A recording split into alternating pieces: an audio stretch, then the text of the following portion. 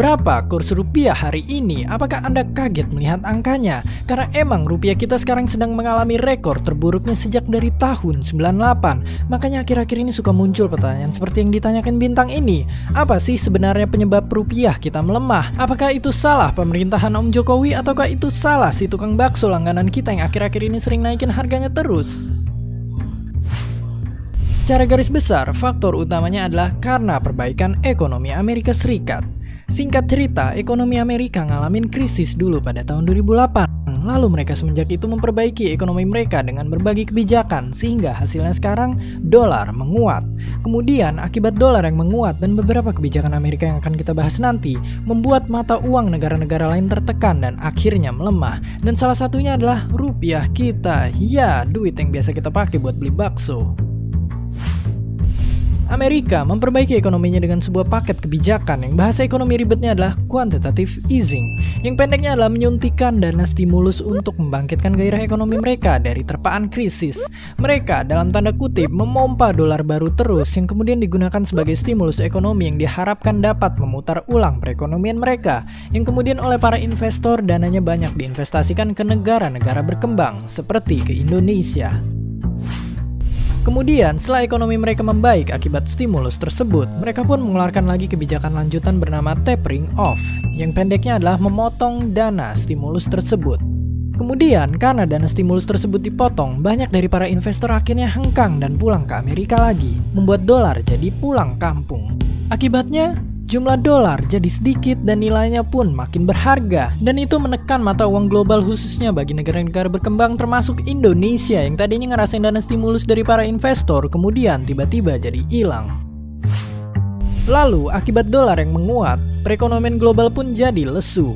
Selain itu juga seperti Cina yang perekonomiannya sedang melambat dan masih banyak faktor lainnya lagi menyebabkan komoditas ekspor andalan Indonesia kayak batu bara, kelapa sawit, dan karet jadi sepi peminat. Apa akibatnya? Neraca perdagangan kita jadi anjlok. Faktanya sendiri pun udah 3 tahun berturut-turut neraca perdagangan Indonesia mengalami defisit. Ekspor kita lesu sedangkan impor jalan melulu.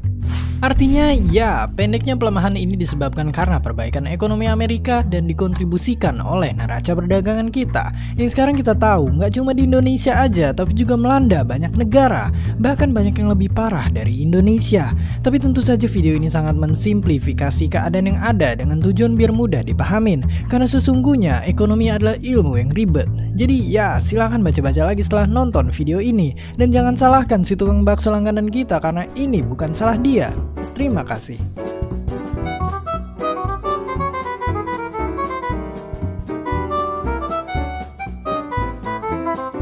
Hit the like button and comment below, and of course, don't forget to subscribe. Thank you.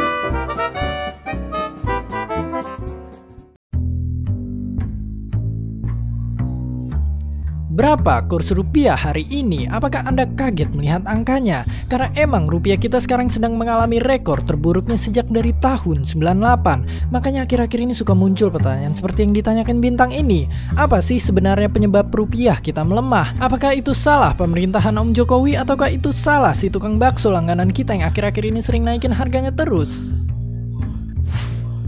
Secara garis besar, faktor utamanya adalah karena perbaikan ekonomi Amerika Serikat. Singkat cerita, ekonomi Amerika ngalamin krisis dulu pada tahun 2008. Lalu mereka semenjak itu memperbaiki ekonomi mereka dengan berbagai kebijakan sehingga hasilnya sekarang dolar menguat. Kemudian akibat dolar yang menguat dan beberapa kebijakan Amerika yang akan kita bahas nanti membuat mata uang negara-negara lain tertekan dan akhirnya melemah. Dan salah satunya adalah rupiah kita. Ya, duit yang biasa kita pakai buat beli bakso.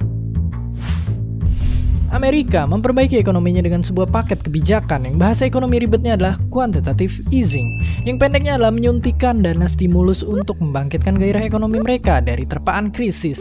Mereka dalam tanda kutip memompa dolar baru terus yang kemudian digunakan sebagai stimulus ekonomi yang diharapkan dapat memutar ulang perekonomian mereka, yang kemudian oleh para investor dananya banyak diinvestasikan ke negara-negara berkembang seperti ke Indonesia.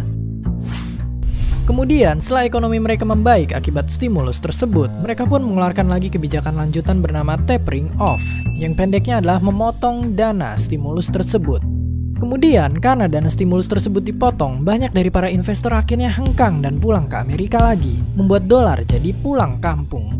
Akibatnya, jumlah dolar jadi sedikit dan nilainya pun makin berharga. Dan itu menekan mata uang global khususnya bagi negara-negara berkembang termasuk Indonesia yang tadinya ngerasain dana stimulus dari para investor kemudian tiba-tiba jadi hilang. Lalu, akibat dolar yang menguat, perekonomian global pun jadi lesu. Selain itu juga seperti Cina yang perekonomiannya sedang melambat dan masih banyak faktor lainnya lagi menyebabkan komoditas ekspor andalan Indonesia kayak batu bara, kelapa sawit, dan karet jadi sepi peminat. Apa akibatnya?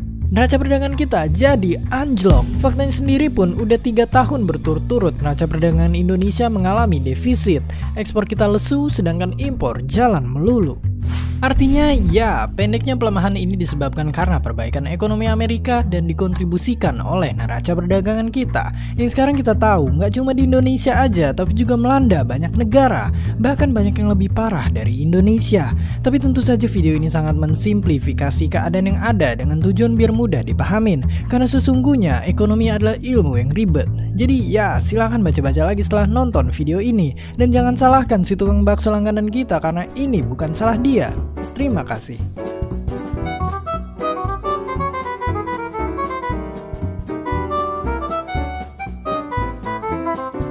Hit the like button and comment below. And of course, don't forget to subscribe. Thank you.